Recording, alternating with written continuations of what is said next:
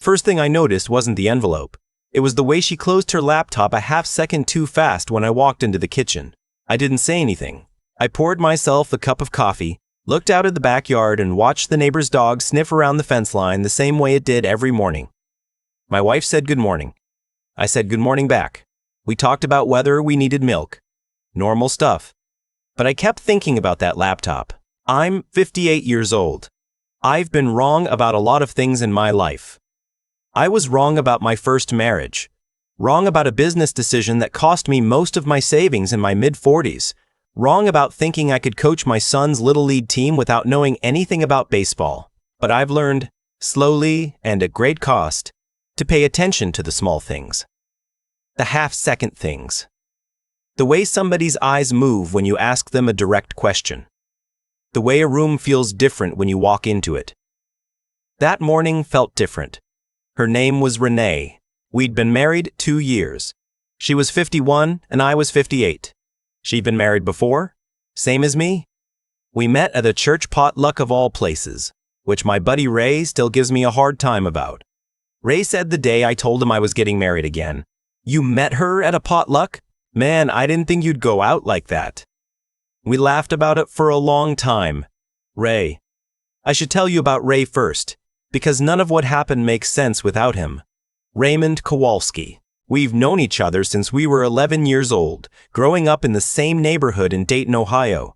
We went to the same schools, played ball in the same empty lots, got in the same kinds of trouble that boys in the late 70s got into, and mostly survived. He was the best man at my first wedding. I was at the hospital when his daughter was born. We've lived in different states for stretches. He was in Pittsburgh for almost a decade, but we've never once gone more than a week without talking. Not since we were kids. That's 47 years of friendship. 47 years. Ray has a voice like gravel and a laugh you can hear from 3 rooms away. He calls me every Sunday around 7 in the evening right after his dinner, and we talk for anywhere from 20 minutes to an hour and a half depending on what's going on. Sports, politics, our kids, our health, whatever's on our minds. He's been married to his wife Diane for 31 years, and she answers the phone sometimes and we talk a bit before Ray gets on. It's just the rhythm of our friendship. It has been for decades. I didn't think twice about any of it. It was just Ray. Renee thought differently, apparently, and I didn't find that out until things had already gone a lot further than I knew. The first time she mentioned Ray in a way that gave me pause was about 8 months into our marriage. She said something small, that she thought it was strange how much time I spent on the phone with another man. She said it with a kind of lightness, like it was almost a joke, but not quite. I remember I laughed it off. I said Ray and I had been friends since Nixon was president and that wasn't changing anytime soon. She smiled and let it go. Or I thought she let it go. The comments got more frequent after that. Subtle at first. She'd walk past me while I was on the phone with Ray and say something under her breath. Or she'd bring it up at dinner. Not in a fighting way, just in a needling way, like a splinter you can't quite reach. She said once that she felt like Ray was more my companion than she was. I took that seriously. I told her that was never my intention, that our friendship didn't take anything away from our marriage, that the two things weren't in competition. But she had already decided they were in competition. I just didn't know that yet. About 14 months into the marriage, she sat me down at the kitchen table one evening and told me she needed me to pull back from Ray. Not cut him off entirely. She was careful about her wording. But create some distance. Check in less frequently.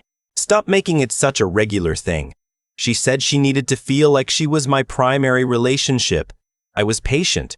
I tried to understand where she was coming from. I told her about Ray and me. Really told her. Things she should have known already if she'd been listening over the years.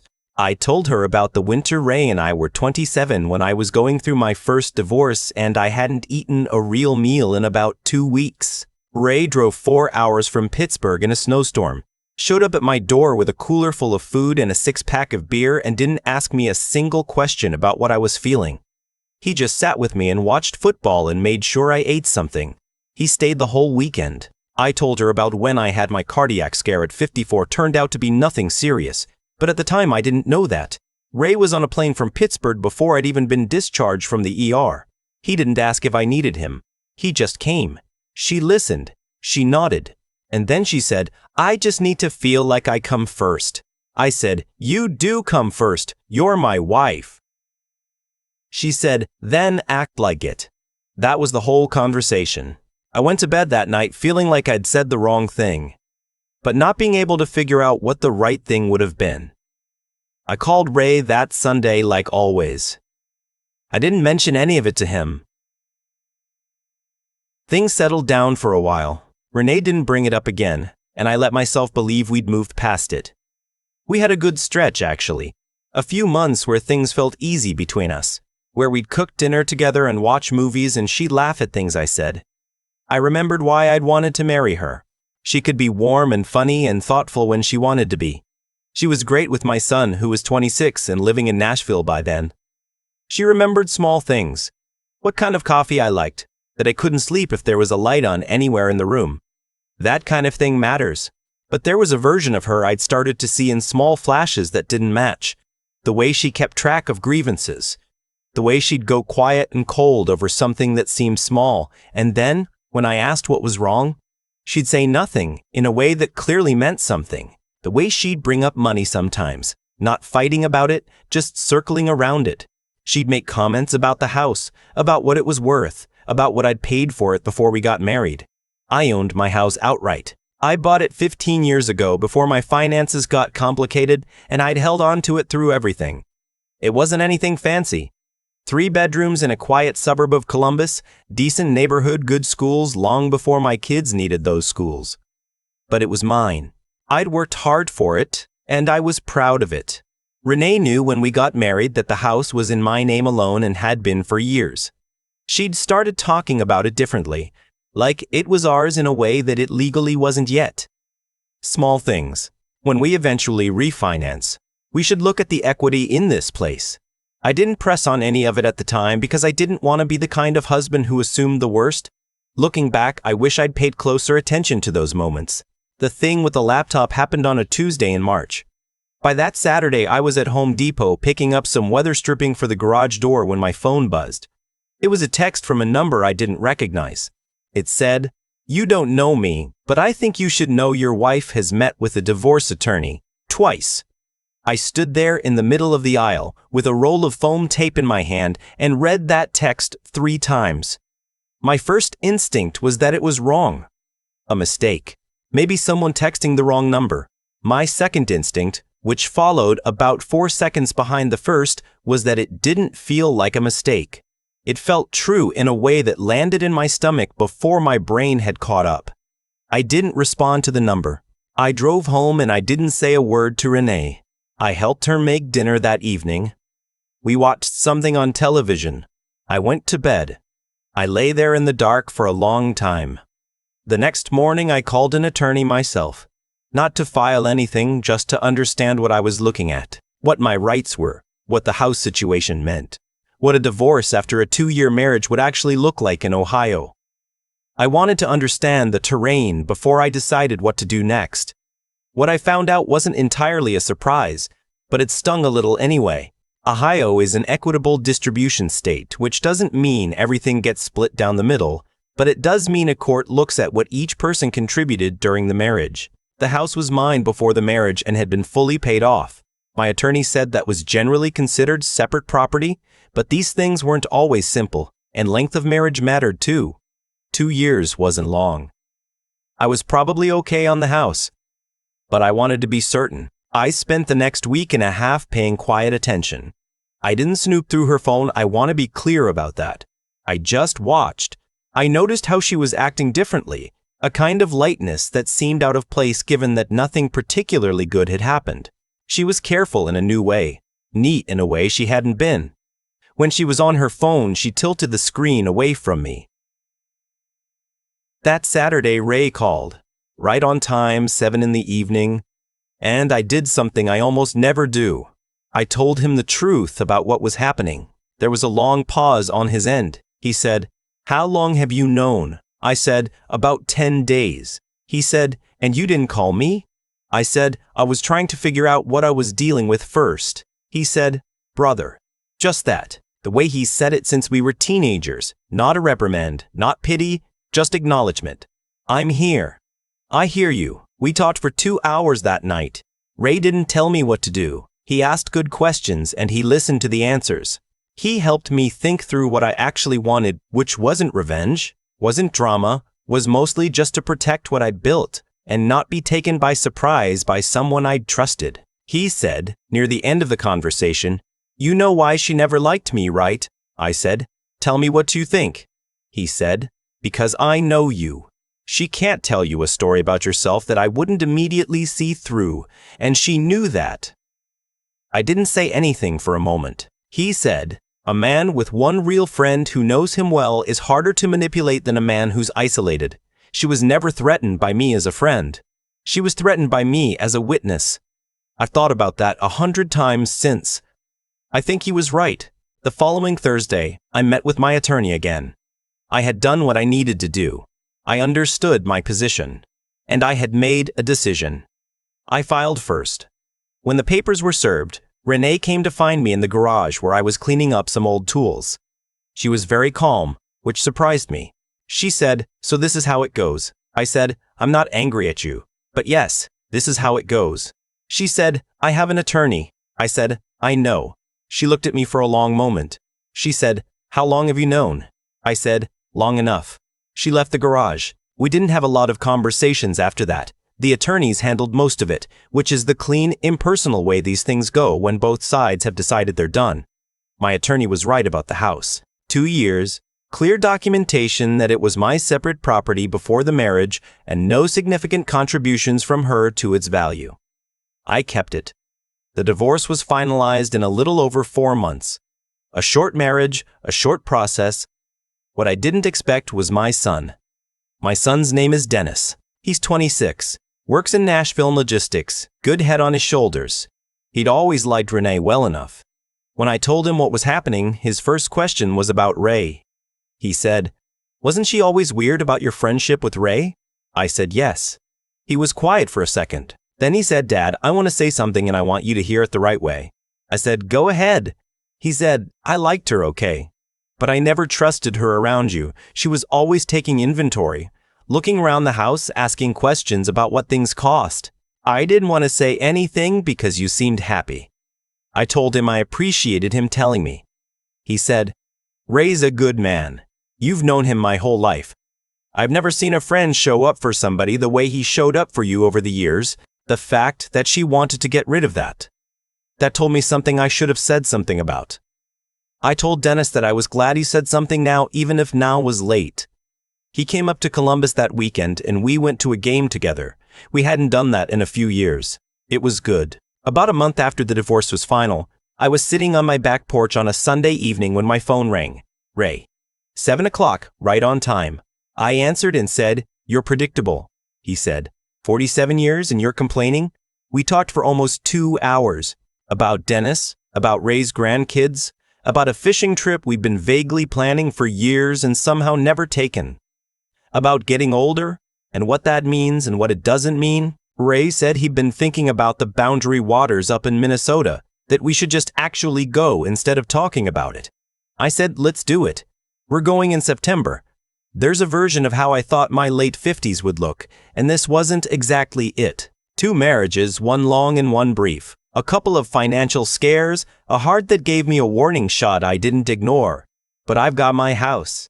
I've got my son, who's turning into a man I'm genuinely proud of. And I've got Ray, who has been my friend for longer than most people's marriages last, who drove through a snowstorm once to make sure I ate dinner, who told me the truth about my own situation in a way no one else could have. I don't know why some people can't stand to see that. The kind of friendship where somebody actually knows you, knows your history, your failures, your patterns, can call you on your own nonsense without you getting defensive about it. I think some people find that threatening because it closes off a certain kind of power. If someone already knows you well, you can't be rewritten. You can't be told a false story about yourself and believe it, because you got a witness. I'm grateful for the witness. I was talking to Ray a few weeks ago, and he brought up that text I got in Home Depot. He still doesn't know who sent it. I don't either. He said whoever it was did you a solid. I said they really did. He said, "You know what I think? I think someone who cared about you more than they cared about drama told you the truth. I said, there are still people like that. He said, yeah, there are. You're talking to one. I laughed. He laughed. The neighbor's dog started barking at something in the yard, and I watched it to the glass door while Ray told me about something his son-in-law had done that weekend that made him want to drive to Pittsburgh and have a conversation nobody involved was going to enjoy. I sat on my porch until it got dark.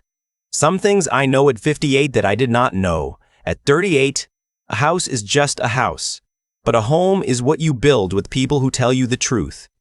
A short marriage to the wrong person can cost you far less than a long one if you're paying attention. And a friend who has known you since you were 11 years old, who shows up in snowstorms, who asks the right questions and waits for the honest answers. That is not something you trade away for anything. Not for anything. Renee thought she was asking me to choose between her and a phone call every Sunday. That's not what she was asking.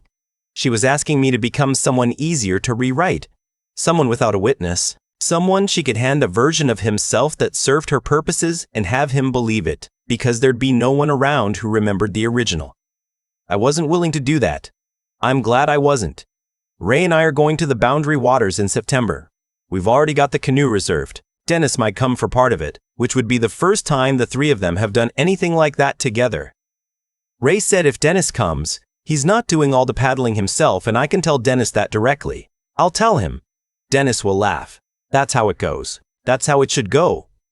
I've been sitting with this for a while now, trying to figure out exactly what I want to say about it. Not the legal part. That's done. Not the anger part. I don't carry much of that anymore. What I keep coming back to is something simpler, and maybe more honest. The choices we make about who we keep in our lives say more about us than almost anything else. They say what we actually value, underneath all the things we tell ourselves we value. Renee made a choice to see Ray as a threat rather than a constant, and that choice, not mine, hers, is what eventually unraveled everything. I don't say that with satisfaction. I say it because it's just true. When you spend your energy trying to remove the people who know someone well, what you're really doing is announcing that you need that person to be someone different than they are. That's not a foundation. That's a demand. And demands don't hold anything together for long. What I learned from all of this, not in a dramatic lightning bolt way, but slowly, the way you learn things at 58, is that integrity has a kind of gravity. Ray showed up in that snowstorm when I was 27 because that's who he is. He didn't calculate whether it was worth the drive. He just came. And over 47 years, that consistency built something that no 2-year marriage was ever going to outweigh. You can't manufacture that. You can't replace it. You either understand what it is or you don't. I think the hardest part of getting older is learning to trust your own read on people without second-guessing it into the ground. I knew something was off that Tuesday morning in the kitchen. I felt it before I understood it, and I'd spent too many years in my life talking myself out of those instincts, being fair, giving the benefit of the doubt, not wanting to seem paranoid. There's a version of generosity that's actually just avoidance. I know that version well. I used to live there. What I did differently this time was pay attention and then act on what I saw, not out of anger. Not to get ahead of anyone, just because I'd finally learned that protecting what you've built, your home, your friendships, your own sense of who you are, isn't selfishness. It's responsibility. You owe it to the people who've been loyal to you, not to let someone walk in and dismantle what took decades to grow. Dennis said something to me that weekend we went to the game that I think about more than he probably realizes. He said, "Dad, the fact that she wanted to get rid of Ray told me everything." He was right. It did tell him everything. It told me everything too, eventually. I just needed a little longer to accept what I was seeing. Ray and I are going to Minnesota in September. We've got the canoe reserved. Maybe Dennis comes for part of it. Either way, it'll be good. Some things you don't get back once you give them away. Real friendship is one of them. I wasn't willing to find that out the hard way again.